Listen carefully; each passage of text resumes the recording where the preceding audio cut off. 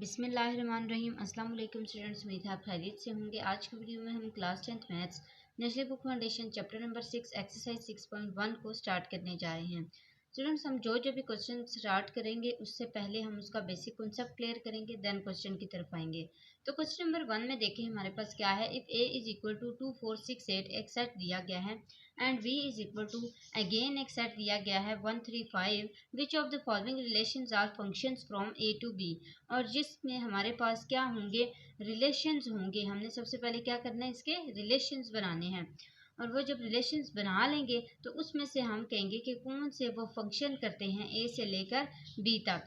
तो R1 R2 R3 R4 ऐसे ही solve होंगे, लेकिन उससे पहले हमें क्या करना पड़ेगा, हमें ए और बी के रिलेशंस बनाने पड़ेंगे। तो यहाँ पे चलिए हम सबसे पहले इन दोनों के रिलेशंस बनाते हैं, ए क्रॉस बी। ए हमारे पास क्या है, सबसे पहले ये लिख लेते हैं। तो ए है हमारे पास 2 4 6 8। इसी तरह हम बी को भी लिखेंगे। ए क्या है 2 4 6 8 और बी क्या है, यहाँ पे देखें 1 3 5। ठीक है, 1 3 और 5, ये हमारे पास क्या है, ए है। ठीक है, अब हमने इसके जो रिलेशंस हैं वो किस तरह बनाने हैं, ए क्रॉस बी से। ए क्रॉस बी करेंगे और देखेंगे इसके क्या क्या रिलेशंस बनते हैं। सेट ओपन करते हैं। यहाँ पे देखिए हमारे पास सबसे पहले क्या होगा, 2 इस सब के साथ होगा, फिर 4 इन सब के साथ होगा, फिर 6 इन सब के साथ होगा, और फिर 8 इन सब के साथ होगा। यानी कि 2 1 2 3 2 5 इस तरह चलते जाना है। अब यहाँ पे देखिए पहला क्या बनेगा, पहला एलिमेंट होगा 2 1, दूसरा एलिमेंट 2 3, तीसरा एलिमेंट 2 5। इसी तरह मजीद करते हैं 4 के साथ। अब इसको फोर्थ एलिमेंट क्या बनेगा, 4 1, इसी तरह 4 3 और 4 5। अगेन इसी तरह हमने 6 के साथ भी इसको करना है, तो ये क्या बन जाएगा, 6 1 6 3 और 6 5। इसी तरह लास्ट क्या है 8, तो ये बन जाएगा 8 1, इसी तरह 8 3 और 8 5। अब ये तो हमने बनाए हैं एक एक एलिमेंट। ठीक है, एक एक एलिमेंट बना लिए ना सबके साथ। अब ए क्रॉस बी के बाद हम क्या करेंगे, हम इसका रिलेशन बनाएंगे। रिलेशन किस तरह बनाते हैं, मैंने आपको ये पहले भी हमने समझाया हुआ है कैसे करते हैं कि हमारे पास ये जो एक सेट है इसका रिलेशन कैसे बनेगा, एक एम्प्टी सेट, इसी तरह फिर 2 फिर 4 फिर 6 सेपरेट सेपरेट बनते हैं। मैं आपको थोड़ा सा इधर बना के भी दिखा देती हूँ। जैसे ये 1 3 5 है, इसका बना लेते हैं। अब ये 1 3 5 है, तो इसके लिए हमें ये कैसे बनाना पड़ेगा, ये पहले एम्प्टी सेट, फिर 1, फिर इसी तरह 3, फिर इसी तरह 5, फिर इसी तरह 2 2 करके बना लेते हैं। 1 3, फिर उसके बाद 1 5, फिर उसके बाद 3 5, फिर इसी तरह यहाँ पे देखें 1 3 5 सारे तीनों बन जाएंगे, ऐसे ही होगा ना। अब यहाँ पे देखें हमारे पास कितने ज़्यादा एलिमेंट्स बने हैं, 1 2 3 4 5 6 7 8 एलिमेंट्स बने हैं इनके।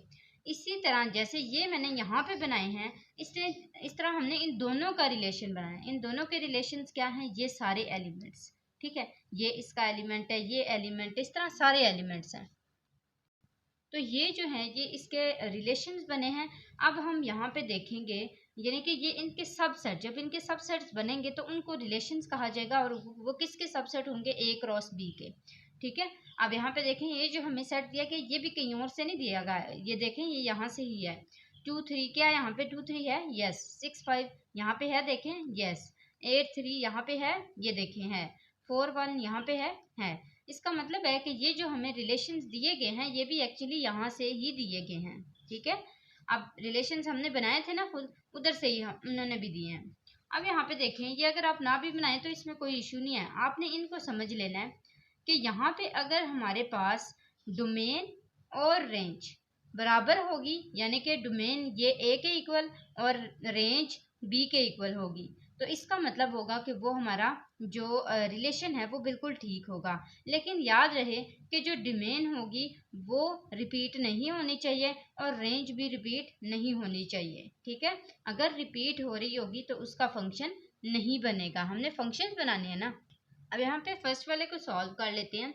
यहाँ पे हमारे पास डोमेन किसके इक्वल है, देखें 2, 6, 8 और 4 रिपीट तो नहीं ना हो रहा। और क्या ये 2, 4, 6, 8 ये एलिमेंट्स आते हैं इसके अंदर, ए के अंदर? यस। तो इसका मतलब है ये डोमेन हो जाएगी इसकी 2, 4, 6 और 8। अब इसकी रेंज को देख लेते हैं। रेंज क्या है यहाँ पे देखें, 3, 5 और 3 और 1। क्योंकि इसकी डोमेन तो नहीं ना रिपीट हो रही, बेशक इसकी रेंज रिपीट हो रही है और वो होगी भी क्योंकि इसमें 4 एलिमेंट्स हैं और इसमें 3 एलिमेंट्स हैं। तो हम रेंज को यहाँ पे लिख लेते हैं 3, 1 एंड 5। ठीक है। अब देखें यहाँ पे डोमेन का अगर देखें तो उसमें तो 4 एलिमेंट्स है ना, ये आपने जहन में रखना है। रिपीट तब नहीं हो सकता, तब नहीं हो सकती रेंज अगर यहाँ पे भी 4 एलिमेंट्स हों और यहाँ पे भी 4 एलिमेंट्स हों, सेम एलिमेंट्स हों। हाँ, ऐसा हो सकता है कि डोमेन जो है वो भी यहाँ पे 4 एलिमेंट्स रख रही है और रेंज भी 4 एलिमेंट रख सकती है, तो फिर हम इसको कहेंगे कि ये बिल्कुल ठीक है। लेकिन अगर हमारे पास रेंज में एलिमेंट्स कम आ जाएं और डोमेन में ज़्यादा आ जाएं, तो फिर हम ये कहेंगे कि डोमेन जिसके ज़्यादा एलिमेंट्स हैं उसको ठीक होना चाहिए, यानी कि उसमें रिपीटेशन नहीं होनी चाहिए। अब इसमें अगर हो भी गई है तो इसका तो 1 एलिमेंट कम है, तो इसलिए अगर इसमें हो जाए तो कोई मसला नहीं होता। तो यहाँ पे जो हमारा फंक्शन बना है वो हम बता देते हैं कि यस हमारा फंक्शन बन गया है। फंक्शन तब नहीं बनेगा जब गलत रिपीटेशन होगी। जैसे R2 जो है उसके अंदर हमारे पास 2, 6, 8, 6 है। अब यहाँ पे कौन सा एलिमेंट मिसिंग है? 4 नहीं है ना, 4 होना चाहिए था और 6 को इन्होंने रिपीट कर दिया है। तो इसका मतलब है यहाँ पे आके ये यहाँ पे ही आके गलत हो गया है। बेशक यहाँ पे 3, 1, 3, 5 3 रिपीट हुआ है, इससे कोई फर्क नहीं पड़ता। लेकिन अगर ये ए रिपीट हो रहा है, ए के एलिमेंट्स रिपीट हो रहे हैं क्योंकि वो ग्रेटर है ना, उसके एलिमेंट्स ज़्यादा हैं, तो वो रिपीट हो रहे हैं, इसका मतलब है ये फंक्शन नहीं बनाता। तो यहाँ पे हम क्या लिख लेंगे? Not function. इसी तरह जो रिलेशन 3 है उसमें देखें 2, 6, 8। अब यहाँ पे देखें, यहाँ पे तो हैं ही 3 एलिमेंट्स, होने कितने चाहिए थे? 4। तो इसका मतलब है यहाँ पे भी फंक्शन नहीं बन सकता, नॉट फंक्शन। मज़ीद देखते हैं फोर्थ वाले को। यहाँ पे देखें हमारे पास 4 एलिमेंट्स हैं, पहली बात तो ठीक हो गई है। दूसरी 2, 6, 8 और 4, 2, 6, 8, 4 आ गया ना ये। और अब दूसरा देखें रेंज 3, 3, 3, 1। क्या इसमें 5 वाला एलिमेंट है? ये होना चाहिए था ना, नहीं है। तो इसका मतलब है कि ये भी हमारे पास फंक्शन नहीं बना सकता। अगेन बता देती हूँ, ये फंक्शन इसलिए नहीं बना रहा क्योंकि जो इसकी रेंज है उसका एक एलिमेंट है ही मिसिंग। मिसिंग तो एटलीस्ट नहीं होना चाहिए ना, सारे एलिमेंट्स होने चाहिए। ये फर्स्ट वाले में देखें एलिमेंट्स सारे हैं, बेशक इसमें सेकंड वाला एक रिपीट हुआ है, लेकिन चूंकि डोमेन में उसका एक एलिमेंट ज़्यादा था तो वो अगर रिपीट भी हो जाए रेंज में तो कोई बात नहीं। यहाँ पे हमारा क्वेश्चन नंबर 1 कंप्लीट हो चुका है, आप देख सकते हैं। देन सेकंड क्वेश्चन की तरफ आ जाते हैं। इसके लिए भी हमें पहले बेसिक कॉन्सेप्ट क्लियर करना पड़ेगा। यहाँ पे फंक्शन की कुछ टाइप्स हैं, पहले हम इनको समझ लेते हैं। यहाँ पे हमारे पास क्या है देखें, A B C 1 2 3 4। अब ये जो ज्वाइनिंग हुई है इसमें देखें, ये जो प्री इमेज है ये इस इमेज के साथ बना हुआ है, लेकिन इसमें जो इमेज है उसमें एक मिसिंग है। ठीक है, यानी कि जो B वाला है सेट उसके अंदर एक मिसिंग है और बाकी सारे मैच हुए में। ठीक है, अगर हमारे पास इस तरह एक मिसिंग हो और बाकी सारे मैच हुए हों तो वो क्या कहलाता है? Into function. और ना ही याद रहे उसमें कोई रिपीटेशन हुई हो। यहाँ पे कोई रिपीटेशन तो नहीं ना हुई किसी भी एलिमेंट की, तो इसलिए हमारे पास क्या होगा? ये एक फंक्शन, एक एलिमेंट जो है वो इसमें मिसिंग है, तो ये क्या हो जाएगा? Into function. इसी तरह सेकंड वाला ऑन टू फंक्शन है, और वो किस तरह है? जब दोनों हमारे पास क्या होंगे? दोनों एक के साथ मैच हो रहे होंगे और एक एक के साथ मैच हो रहा है। ठीक है, यानी कि जो दो एलिमेंट्स हैं वो एक नंबर के साथ मैच हो और एक जो है वो एक के साथ मैच हो, तो उसको क्या कहते हैं? Onto function. ये इनटू फंक्शन हो गया। ये ऑन टू, इसमें एक मिसिंग होगा, रिपीट नहीं होगा, और इसमें जो है हमारे पास दोनों एक ही जो है वो एलिमेंट के साथ मैच होंगे। अब यहाँ पे देखें, ये जो है इसमें हमारे पास 1 to 1 फंक्शन जो है इसमें हमारे पास क्या होता है कि जो दो हैं वो डिफरेंट एलिमेंट्स के साथ मैच हों, यानी कि A 1 के साथ मैच है, B 2 के साथ मैच है, मिसिंग का कोई इशू नहीं होता। इसको 1 to 1 फंक्शन इसलिए कहा जाता है क्योंकि इसमें जो सारे के सारे एलिमेंट्स होते हैं वो डिफरेंट एलिमेंट्स के साथ मैच होते हैं। तो इसलिए इसको 1 to 1 फंक्शन कहा गया है। ये हमारे पास है इंजेक्टिव फंक्शन। इंजेक्टिव फंक्शन ये कैसे है कि यहाँ पे हमारे पास ए जो है वो 1 के साथ और बी 3 के साथ और एक इसमें से मिसिंग है। अब यहाँ पे देखें हमारे पास 2 एलिमेंट्स हैं, यहाँ पे हमारे पास कितने एलिमेंट्स थे, 3 एलिमेंट्स थे, इसीलिए इनमें फ़र्क पाया जा रहा है। और दूसरी बात ये थी कि इसमें देखें हमारे पास ए 1 के साथ और बी 2 के साथ डिफरेंट एलिमेंट्स के साथ मैच हो रहे हैं। यानी कि अब अगर यहाँ पे सी होता तो वो 3 के साथ मैच होता, इसी तरह डी होता तो वो 4 के साथ मैच होता। एक मिसिंग का कोई नहीं है कि मिसिंग है, बिल्कुल सेम इसमें एलिमेंट्स के साथ मैचिंग होनी चाहिए। इसमें देखें हमारे पास मिड में मिसिंग है, अगर ये B3 में होता तो फिर हम क्या कहते हैं इसको, ये 1 to 1 फंक्शन है। यानी कि बी यहाँ पे ये 3 ऊपर होता, यानी कि ए 1 के साथ होता, बी 2 के साथ होता और 3 मिसिंग होता, तो फिर ये 1 to 1 फंक्शन में चला जाता।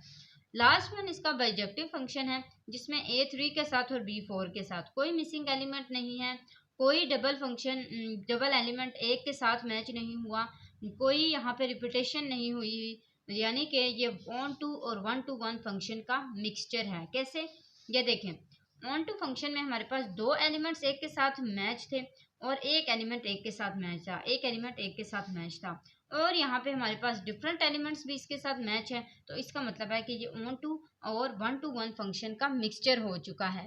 अब इसके अकॉर्डिंग हमने क्वेश्चन नंबर 2 को सॉल्व करना है। देखते हैं क्या लिखा हुआ है। Identify the functions from the following diagrams, also write their type. तो सबसे पहले जो हमारे पास है वो देखें, इसमें यहाँ पे हमारे पास ये कौन सा फंक्शन है, इसमें देखें ना कोई रिपीटेशन हुई हुई है, नहीं हुई हुई ना, और ना ही यहाँ पे कोई मिसिंग है, और ना ही यहाँ पे हमारे पास कोई ऐसा एलिमेंट है जो डबल एलिमेंट एक के साथ मैच हुआ हो। तो ये मैंने आपको अभी लास्ट पे बताया, ऑन टू और 1 to 1 फंक्शन का मिक्सचर है, जिसको बाइजेक्टिव फंक्शन कहते हैं। क्या कहते हैं, बाइजेक्टिव फंक्शन कहते हैं। इसी तरह सेकंड वाला देखें, ऐसा कोई एलिमेंट नहीं था अभी जब हम कर रहे थे कि उसमें सेकंड वाले बी वाले में कोई जो है वो 2 एलिमेंट्स मैच हों और ए वाले में एक मिसिंग हो, ऐसा हुआ था नहीं, हमेशा बी वाले मिसिंग होते थे। तो यहाँ पे देखें हमारे पास ए वाला मिसिंग है, इसलिए इसका कोई फंक्शन नहीं बन सकता, नॉट फंक्शन। थर्ड वन देखें, ये हमारे पास क्या है, 0 बी के साथ मैच हो रहा है, ये देखें ये डबलिंग हो रही है, सिंपल सा देखें यहाँ पे कॉन्सेप्ट है, हमने देखा भी कि जब डबल एलिमेंट एक एलिमेंट के साथ मैच होंगे तो वो कौन से होंगे, ऑन टू फंक्शन होंगे। और जब हमारे पास इसमें एक मिसिंग होगा, यानी कि जैसे इनटू फंक्शन में था एक मिसिंग था, तो यहाँ पे रिपीटेशन भी नहीं थी और ना ही हमारे पास कोई इस साइड पे मिसिंग था, तो इन दोनों को देखते हुए हमने क्या करना है कि ये क्या है, इनटू फंक्शन है, क्योंकि इसमें एक मिसिंग भी है, तो ये क्या आ जाएगा यहाँ पे, इनटू फंक्शन। ठीक है, इस तरह हमारे पास ये तीनों, और ये क्वेश्चन नंबर 2 भी सॉल्व हो गया है। मैं आपको एक दफ़ा दिखा देती हूँ। फिर हम आते हैं थर्ड क्वेश्चन की तरफ कि if of F of x is equal to X square minus 1 divided by 2x plus 3, evaluate the following. आपने क्या करना है, इसको इवेलुएट करना है, ये सारे जो नंबर्स हैं इनको फंक्शंस में पुट करना है। चलें जी, इसको पुट कर लेते हैं। तो ये हमारे पास f2 है। सबसे पहले f of x is equal to क्या है हमारे पास, X square minus 1 divided by 2x plus 3। F of X क्या है, f2 है, 2 है ना, हमने f2 पुट करना है, तो यहाँ पे जहाँ जहाँ x है वहाँ वहाँ 2 पुट हो जाएगा। 2 का square minus 1 divided by 2, 2 plus 3, ये दोनों कैंसिल हो गए, 2 2 time 4, f of 2 is equal to 4 minus 1 plus 3, 4 minus 1 is equal to 3, 3 plus 3 is equal to 6। ये हमारे पास आंसर आ गया f2 का। मैं आपको एक दफ़ा दिखा देती हूँ पार्ट 1। देन पार्ट 2 में देखें f ऑफ माइनस 1, तो यहाँ पे क्या आ जाएगा, f of minus 1 is equal to minus 1 का square minus 1 divided by 2 minus 1 plus 3। ठीक है, अब देखें इसको सॉल्व करते हैं। f of minus 1 is equal to minus 1 का स्क्वायर किसके इक्वल होगा, स्क्वायर है तो ये पॉजिटिव हो जाएगा, 1 minus minus plus 1 divided by 2 plus 3। ठीक है, अब देखें यहाँ पे हमारे पास क्या है, 1 है, कुछ भी नहीं है तो 1 है, इसका मतलब है यहाँ पे एलसीएम में क्या आ जाएगा, जस्ट 2।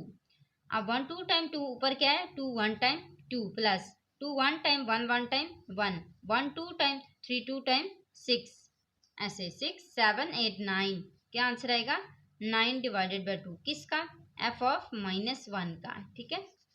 मजीद करते हैं, यहाँ पे हमारे पास f2 डिवाइडेड बाई 3 है, यानी कि f2 डिवाइडेड बाई 3 जो है वो इक्वल होगा 2 डिवाइडेड बाई 3 का स्क्वायर, ऐसा ही है, -1 डिवाइडेड बाई 2, 2 डिवाइडेड बाई 3 और +3, ठीक है। इसकी पहले सबसे पहले पुटिंग की, फिर उसके बाद यहाँ पे देखें 2 2 टाइम 4, 3 3 टाइम 9, -2 1 टाइम 2, 3 2 टाइम 6 +3, ठीक है। अब 9 और 6 का एलसीएम ले लें, देखें क्या आंसर आता है जी। हमारे पास इसका एलसीएम आता है 18, तो मैं यहाँ पे क्या लिख लूँगी 18। 9 2 time 18, 4 2 time 8, 6 3 time 18, 3 2 time 6 +3, 8 - 6 is equal to 2, 2 + 3 is equal to 5। तो ये हमारे पास क्या आ जाएगा 5 divided by 18, f of 2 divided by 3 का आंसर। नेक्स्ट करते हैं लास्ट वन, ft+1। तो यहाँ पे देखें हमारे पास ये क्या आएगा, सेम सिंपल वैसा ही है। यहाँ पे t+1 को हम पहले जो है वो फंक्शन रखेंगे और फिर उसके बाद t+1 का होल स्क्वायर, इसी तरह -1 डिवाइडेड बाई 2 t+1 और +3 था ना, वो एज इट इज़ लिख दिया। अब इसको देखते हैं, यहाँ पे इसको सॉल्व करते हैं। ये t+1 t का स्क्वायर +2t +1 -1 डिवाइडेड बाई 2, और अच्छा t+1 को इधर मल्टीप्लाई कर लेते हैं, ठीक है, इसके साथ ही डिवाइडेड बाय मज़ीद क्या है +3 है, ठीक है।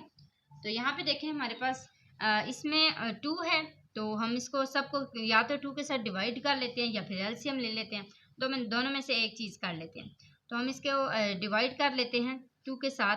तो ये देखें यहाँ पे हमारे पास 1 है ना सारा, तो जब इसको मल्टीप्लाई करेंगे सबको 2 के साथ, तो यहाँ पे हमारे पास 2 के साथ ये जब मल्टीप्लाई होगा तो 2 स्क्वायर t² +2t +1 आ जाएगा। इस तरह माइनस ये वाला तो कट जाएगा, एज इट इज़ आ जाएगा t+1, और ये +3 2 टाइम क्या हो जाएगा 6। मजीद करते हैं 2t² +2 2 time 4t +2 1 time 2 -t +1 और +6। अब इसको मजीद सॉल्व करते हैं। 1 + 6 इज इक्वल टू 7 प्लस यहाँ पे देखें -t और +4t इज इक्वल किसके हो जाएगा 3t के। इसी तरह ये +2 एज इट इज़ आ जाएगा, और बड़ी रकम के साथ प्लस का साइन है तो यहाँ पे आ जाएगा 2t²। 7 + 2 इज इक्वल टू 9, यहाँ पे 3t आ गया और यहाँ पे 2t का स्क्वायर। अब मज़ीद अगर आपने इसको करना है तो आपने इसकी मिड टर्म ब्रेक कर लेनी है और टी के आंसर निकाल लेने हैं, ठीक है। तो ये यहाँ पे देखें हमारे पास क्या आ जाएगा 2t का स्क्वायर, 9 2 टाइम 18, और ऐसे कौन से नंबर हैं जिनको हम आपस में मल्टीप्लाई करें तो हमारे पास 18 आए और प्लस माइनस करें तो हमारे पास +3 आ जाए। तो वो हैं 6 और 3, 6 + 3t + 9, इन दोनों में से क्या कॉमन आ जाएगा 2, तो ये आ जाएगा t, 2 और t कॉमन आ गया। आप देखें t + 2 3 टाइम 6, इसी तरह +3 इसमें से कॉमन आ गया तो ये आ गया t + 3। तो ये हमारे पास आ गया 2t + 3 और t + 3। इनको अगर आप आंसर निकालें तो ये आ जाएगा t is equal to -3 divided by 2 और t इज इक्वल टू -3। ये दो हमारे पास t के आंसर आ जाएंगे, ठीक है, ये आपने देख लेने हैं। t is equal to -3 divided by 2 and t is equal to -3। तो ये t के आंसर आ चुके हैं, आप देख सकते हैं। ये हमारे पास क्वेश्चन नंबर 3 भी सॉल्व हो चुका है। नेक्स्ट आते हैं क्वेश्चन नंबर 4 की तरफ। कह रहे हैं कि if x is equal to set of prime factors, prime factors कौन से होते हैं जो सिर्फ अपने टेबल में जाते हैं, ऑफ 6 एंड y, और यहाँ पे देखें set y is equal to, ये हमारे पास क्या x सेट है, वो कह रहे हैं कि प्राइम फैक्टर ऑफ 6 है, और जो y वाला है वो किसके इक्वल है, set of first 3 non negative integers हैं वो उसके इक्वल है y वाले, ठीक है। वो कह रहे हैं check whether the function defined by f of x आगे इम्प्लाइज टू y, और फिर हमारे पास है x minus y is equal to 1 is injective और बाइजेक्टिव। हमने सारा बताना है कि ये जो फंक्शन है x और इम्प्लाइज y, ये यहाँ पे जो हमें सेट दिया गया है, ये क्या ये इंजेक्टिव है या फिर बाइजेक्टिव है। चलिए जी अब इसको स्टार्ट करते हैं सॉल्व करना। सबसे पहले हमें क्या कहा था कि x जो है वो set of first prime number है, हमें यही कहा गया था ना। फिर उसके बाद y जो है वो set of first 3 non negative integers हैं, ठीक है, यही कहा गया था। तो x को हमने 6, ऐसे कौन से फैक्टर्स हैं 6 के फैक्टर्स हैं, प्राइम फैक्टर्स हैं, तो वो हैं 2 3 टाइम्स 6 और 3 2 टाइम्स 6, और ये दोनों प्राइम नंबर्स हैं, है ना, दोनों प्राइम नंबर्स। इसी तरह 0 1 2 ये जो हमारे पास एलिमेंट्स आए हैं, ये set of first 3 non negative numbers आए हैं जो कि नेगेटिव नहीं हैं। तो यहाँ पे देखें 0 1 और 2, यानी कि हमने -1 और -2 को नहीं बल्कि पॉजिटिव को लिया है, हमने नॉन नेगेटिव लिए हैं, यानी कि नेगेटिव ना होना। अब मैंने सबसे पहले x क्रॉस y जैसे पहले बनाए थे 2 0, ये 2 1, ये 2 2, ये इसी तरह 3 0 3 1 और 3 2, ये सारे के सारे मैंने एलिमेंट्स बनाए हैं। अब हमने क्या करना है, ये जो हमें फंक्शन दिया गया था कि x implies to y x minus y is equal to 1, इसके अकॉर्डिंग हमने यहाँ पे इसमें पुटिंग करनी है। जैसे यहाँ पे कहा गया था कि एक्स वाई जो है उसका मतलब ये है कि ये एलिमेंट और ये एलिमेंट, इसमें पहला x है और ये y है, ये आपने उठाने। इसमें से क्या उठाना है कि अगर हम x माइनस वाई को करें तो हमारे पास आंसर क्या आना चाहिए, 1 आना चाहिए। तो ये देखें, मैंने x को माइनस करना है y के साथ, तो मेरे पास 1 आंसर। 2 को माइनस करेंगे 0 के साथ तो 2 आएगा, यहाँ पे क्या है 1 है। 2 को माइनस करेंगे 1 से तो क्या आंसर आएगा, 1 आएगा। इसका मतलब है ये हम यहाँ पे लिख लेंगे। 2 माइनस 2 इज इक्वल टू 0 आ जाएगा। 3 माइनस 0 इज इक्वल टू 3 आ जाएगा। 3 माइनस 1 इज इक्वल टू 2 आ जाएगा, और 3 माइनस 2 इज इक्वल टू 1 आ गया है। तो यहाँ पे भी हम 3 और 2 लिख लेंगे, क्योंकि यहाँ पे भी 1 ही आंसर आया है। अब हमने क्या करना है, ये जो 2 1 और 3 2 हैं, इनकी डोमेन और रेंज निकालनी है। डोमेन हमारे पास क्या है 2 3, रेंज क्या है 1 2। अच्छा, हमने ये डोमेन और रेंज इसलिए निकाली है ताकि हम इसके फंक्शंस को बना सकें और बता सकें कि ये इंजेक्टिव फंक्शन है या फिर बाइजेक्टिव फंक्शन है। यहाँ पे देखें हमारे पास 2 3 है, मैंने 2 3 लिखा। इसी तरह यहाँ पे 1 2 है, तो मैंने यहाँ पे 1 2 लिख लिया। 0 जो है वो इसलिए ऐड हुआ है क्योंकि हमारे पास जो b का फंक्शन है वो 0 1 2 है, ये ऐसे ही है ना 0 1 2। अब देखें ये 0 1 2 और ये 2 3, जब इनको लिख लिया तो इसमें से 2 जो है वो 1 के साथ मैच हुआ और 3 जो है वो 2 के साथ मैच हुआ। यही हमारे पास इसमें से डोमेन और रेंज बनी थी ना। तो हमने 2 को 1 के साथ और 3 को 2 के साथ, ये हम यहाँ पे जो पहला सेट होता है ए वाला, इसमें हम डोमेन को लिखते हैं, याद रहे, और दूसरे वाले में रेंज को लिखते हैं। तो यहाँ पे मैंने 2 को 1 के साथ मैच किया और 3 को 2 के साथ मैच किया। अब यहाँ पे देखें हमने सारे फंक्शंस पहले पढ़ लिए थे, तो इसमें जब मैंने आपको इंजेक्टिव फंक्शन बताया था उसमें आपको मैंने ये बताया था कि 2 एलिमेंट्स मैच होंगे और एक एलिमेंट क्या होगा उसमें मिसिंग होगा। तो एक एलिमेंट यहाँ पे मिसिंग है, किसमें, रेंज वाले में, तो इसका मतलब है ये इंजेक्टिव फंक्शन है। और हमारे पास बाइजेक्टिव फंक्शन जो था वो ऐसा नहीं था, उसमें कोई मिसिंग नहीं होती थी। अब यहाँ पे नेक्स्ट क्वेश्चन नंबर हमारे पास 5 आ गया है, इसको आप एक दफ़ा देख लें फिर क्वेश्चन नंबर 5 की तरफ आ जाए। यहाँ पे देखें हमारे पास क्या है, a function is defined f of x is equal to t minus a x, find the values of a and t if 0 and 2 are the images of 1 and -1 respectively. वो कह रहे हैं कि जो फंक्शन है उसको इस तरह डिफाइन किया जा रहा है यहाँ पे कि F of x is equal है टी माइनस ए एक्स के, और आप वैल्यू फाइंड करें किसकी, टी की भी और ए की भी। If 0 and 2 are the images of 1 and -1, यानी कि जो x है वो आपके पास क्या है, ये जो फंक्शन है ये आपके पास एक दफ़ा 1 है और एक दफ़ा -1 है। अब इमेजेस में मैंने क्या किया, एक दफ़ा 1 और -1 लिखा, और उन्होंने कहा था अगर क्या हो 0 और 2 ये वाले लिखे, ये इन्होंने यहाँ पे लिख के दिए हुए हैं ना, इसी में से हमने 1 -1 और ये 0 2 जो है वो लगा देना है। ये हमारे पास फंक्शन है और ये x है 1 और -1 है। अब हमने क्या करना है, ये हमारे पास इनपुट है यानी कि हमने इसको इनपुट रखा, और ये हमारे पास आउटपुट है यानी कि ये हमारे पास रिजल्ट आया है।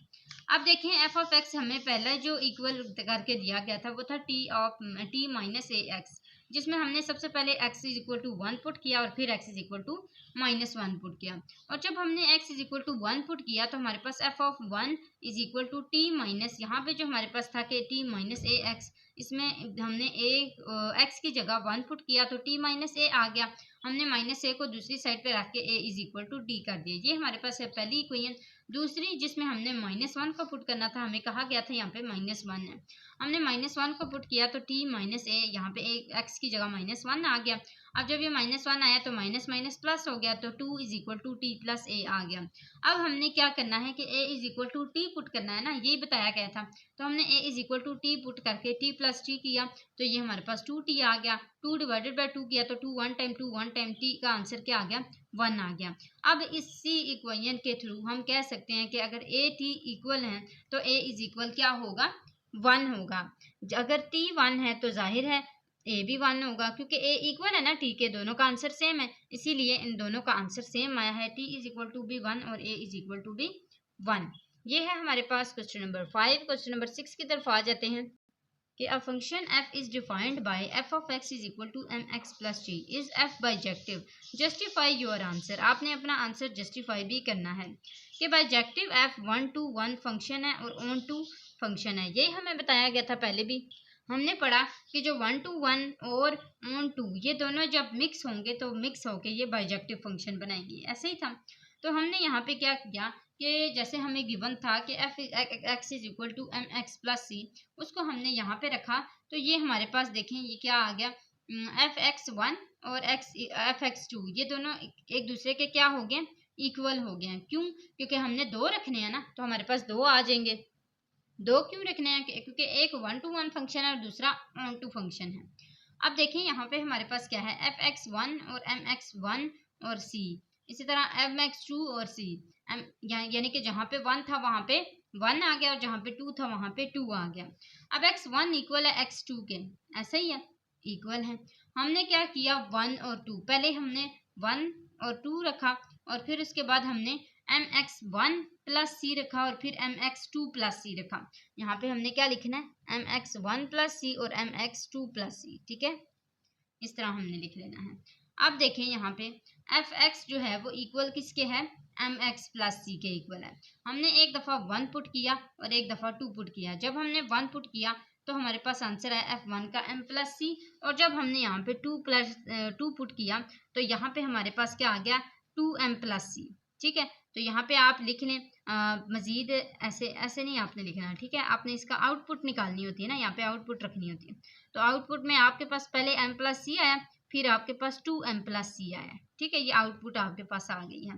1m प्लस सी और 2 जब आपने पुट किया तो 2m प्लस सी, तो ये आपके पास आंसर आ चुके हैं इसमें। अब हमने दूसरा वाला जो स्टेप है उसमें क्या करना है, now for onto function. Onto function के लिए हमने क्या करना है, y को इक्वल करना है, किसके पहले हमने x को इक्वल किया था ना, तो अब हमने चेंज वेरिएबल रखना है। y is equal to F x is equal to M x plus C, तो यानी कि अगर y इक्वल है एफ एक्स के तो same F Y is equal to M x plus C होगा। ये हम पहले भी फॉर्मूलाज पढ़ के आए हुए हैं। तो यहाँ पे देखें हमारे पास प्लस सी इधर आके माइनस सी हो गया, तो ये हमारे पास क्या बच गया, y minus C is equal to M x plus C. अब जिस तरह यहाँ पे y माइनस सी इक्वल होगा, इसी तरह x माइनस सी भी होगा। यानी कि अगर हम x को इधर ले आएं और y को उधर ले जाएं तो ये x minus c divided by m हो जाएगा। और अगर ऐसे रखें, यानी कि x को उधर ही रखें, y को इधर रखें, तो ये y minus c divided by m हो जाएगा। तो हम यहाँ पे क्या लिखेंगे, y minus c divided by m और x minus c divided by m, और जो किसके इक्वल किसके आंसर बना रहे हैं, एक दफ़ा हमारे पास 1 आंसर बना रहा है और एक दफ़ा हमारे पास 4 आंसर बना रहा है। ये दोनों इक्वल नहीं है, इसलिए नहीं है ना इक्वल, आंसर तो नहीं ना आ रहे, तो हम क्या करेंगे, m is not equal to 0। अब यहाँ पे जहाँ पे हमारे पास y है वहाँ पे आप 1 लिख लें, ये y है ना, y की जगह क्या है हमारे पास 1, तो ये 1 माइनस सी हो जाएगा। इसी तरह जहाँ पे 4 है वहाँ पे x की जगह हम क्या लिख लेंगे 4, यानी कि 4 minus c divided by m हो जाएगा।